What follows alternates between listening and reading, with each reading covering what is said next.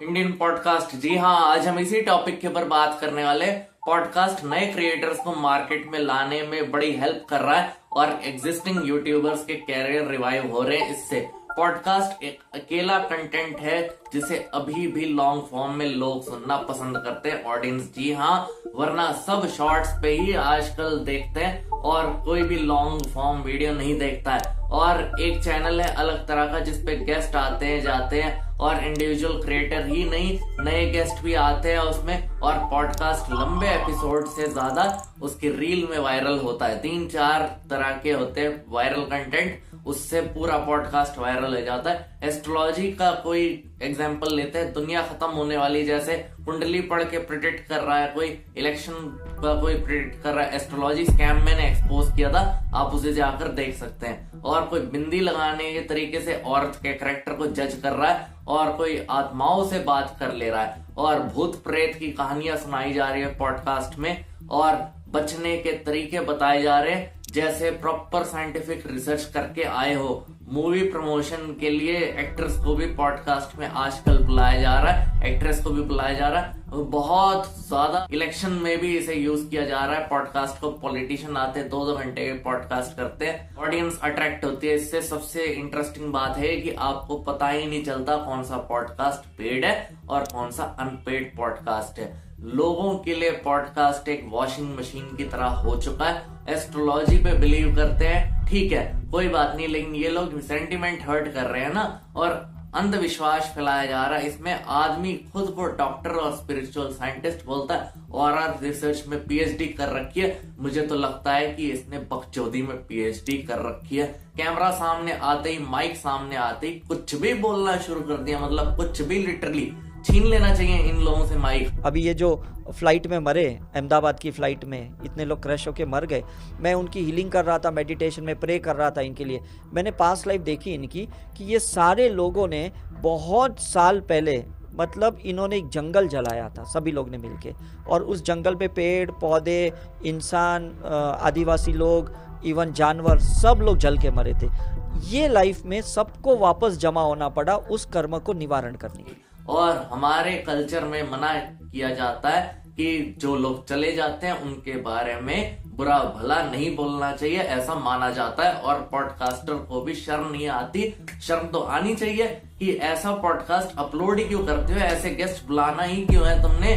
और आप अगर बुला रहे हैं तो उसकी बैकग्राउंड आपको पहले से ही मालूम होनी चाहिए, और मालूम भी होगी पक्का। आता है कि माइक छीन लेना चाहिए, लेकिन पता ही नहीं क्यों लोग इन्हें आज भी सपोर्ट कर रहे हैं। और परफेक्ट एग्जांपल है ये माइक छीनने के लिए। और एक औरत को कैरेक्टर जज किया जाता है माथे पे बिंदी के हिसाब से। जितनी भी महिलाएं बिंदी लगाती हैं, आप बिंदी लगाने के आधार पर यह पता कर सकते हो कि महिला का व्यक्तित्व कैसा है।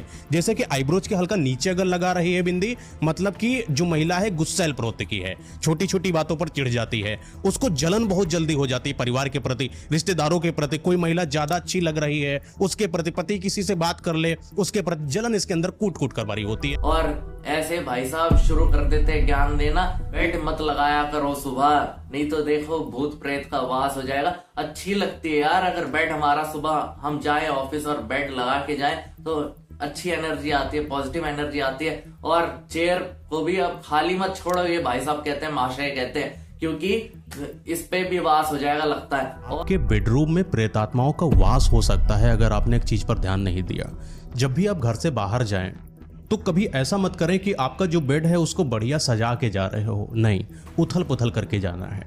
क्योंकि आपके जाने के बाद कुछ प्रेतात्माएं जो इधर उधर रहती हैं, अगर वो आपके उस बिस्तर जो कि सजा है, तैयार है किसी इंसान को लिटाने के लिए, उस पर अगर प्रेतात्माओं की नज़र पड़ गई और उस पर सो गई तो, और उनको वो चीज़ पसंद आ गई, तो समझ लीजिए कि आपके घर के उस बेड से वो प्रेतात्मा कभी नहीं जाएगी। आप जब सो रहे हो तो आपके जो बेडरूम में कहीं खाली कुर्सी नहीं होनी चाहिए, कुछ ना कुछ आप उस पर रख दो, बैग रख दो, कुछ भी रख दो।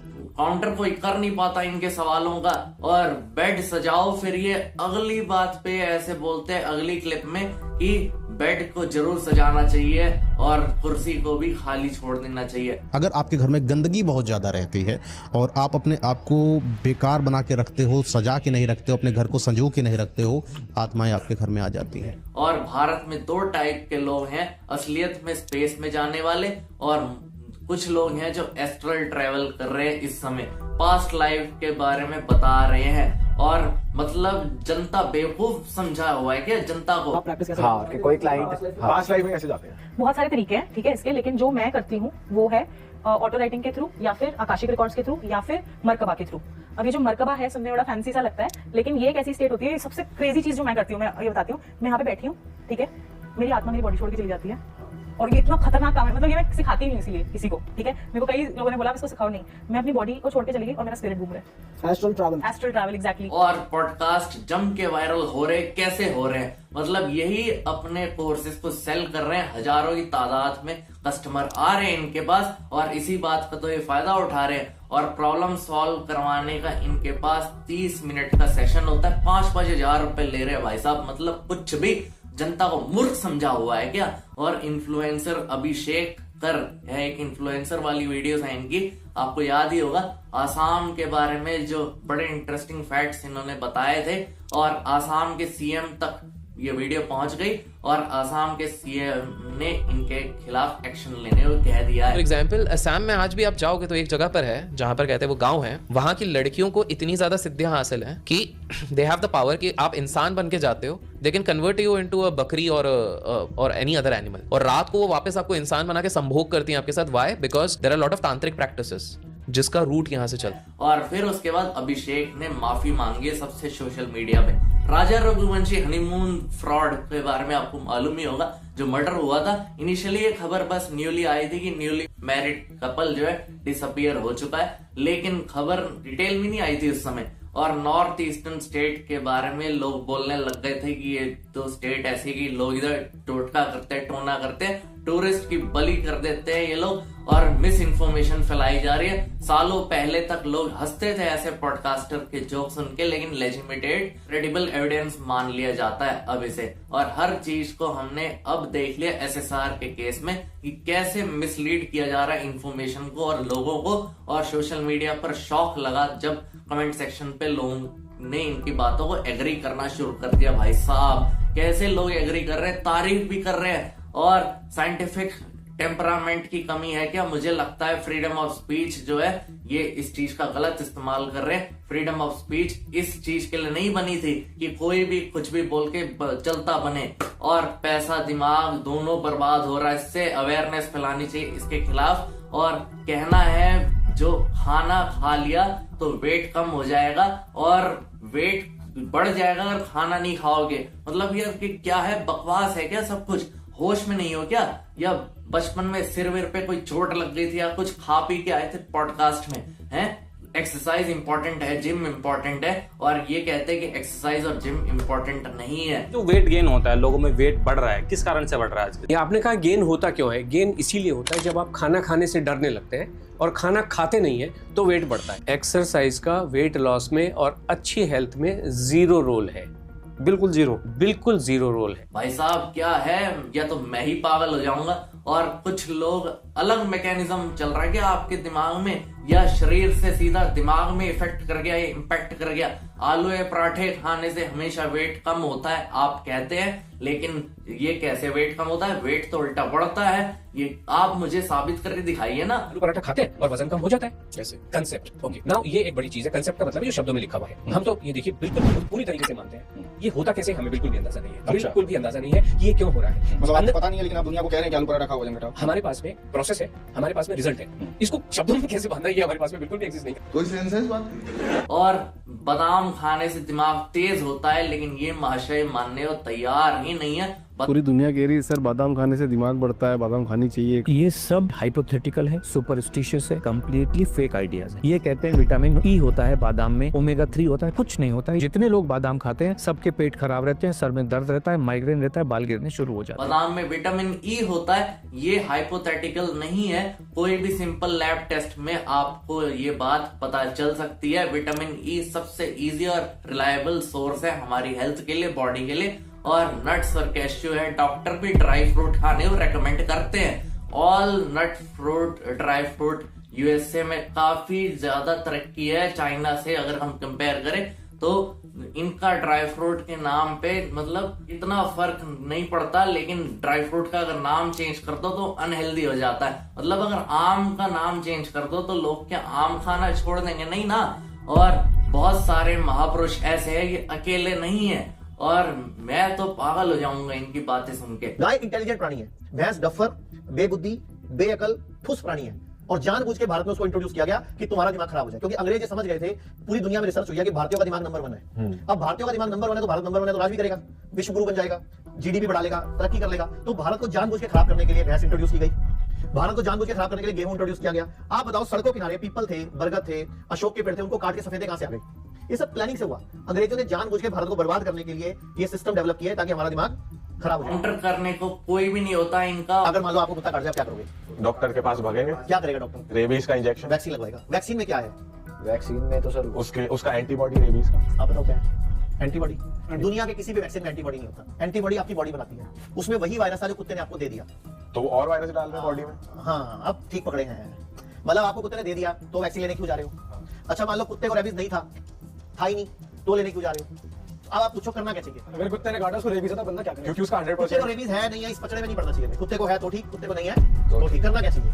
बेसिकली डर का व्यापार है ये। हमें 3 दिन के लिए खा ना करना चाहिए, खाना फिर से 3 दिन के लिए 4 दिन के लिए खा ना। क्या करना चाहिए? फ्रूट्स खाने चाहिए, सैलड खानी चाहिए, नारियल पानी पीना चाहिए, जूस पीना चाहिए, हल्दी पानी पीना चाहिए, कड़ी पत्ते खाने चाहिए और गिलोय का काढ़ा पीना चाहिए। और सब लोग इनकी बात को एक्सेप्ट कर रहे हैं और होस्ट भी एक्सेप्ट कर रहा है। खुले में हगना बंद करो। और बस मुंडी हिलाया जा रहा है और सामने एक गेस्ट है और 3 होस्ट है। मैं तो सोच के हैरान हूँ भाई साहब। और पॉडकास्ट के नाम पे कुछ भी बवासीर फैलाया जा रहा है और कुछ भी लिख दो, बोल ये रहे हैं लेकिन शब्द हमारे हैं, ये भी नहीं। अकाउंटेबिलिटी भी कोई नहीं ले रहा। और समझदार तो लोग चलो हैं, लेकिन जो लोग इनकी बातों पे सच में बिलीव कर लेते हैं उनका क्या?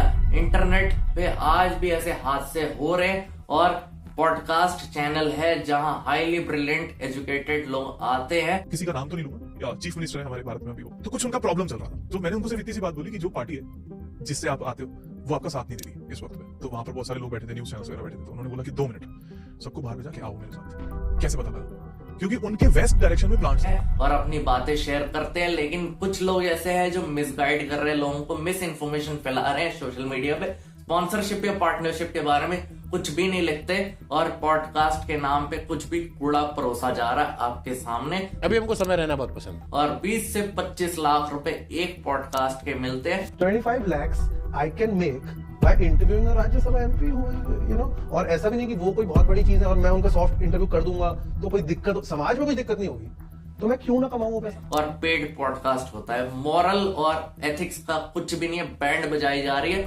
और पॉडकास्टर ऐसा कर रहे हैं। और क्यों कर रहे हैं मेरे को ये समझ नहीं आ रहा है, आप ही मुझे कमेंट सेक्शन में बताइए। और ब्रेन वॉश किस लेवल पे, मास लेवल पे किया जा रहा है, बड़े स्केल पे किया जा रहा है। I can't believe you told ma'am that the dog ate your assignment again. It worked last time. You don't even have a dog, man. Her class में बैठ के लास्ट बेंच पे बैठ के ऐसी गप्पे मारते, लौटने लपाटे, डकैती करते रहते। बस माइक और कैमरा नहीं होता इनके हाथ में। हर दूसरे गांव मोहल्ले में ऐसे ही बकचोदी चलती रहती है। टपरी वाले के सामने चाय पीते और फिर ऐसी बातें करते रहते।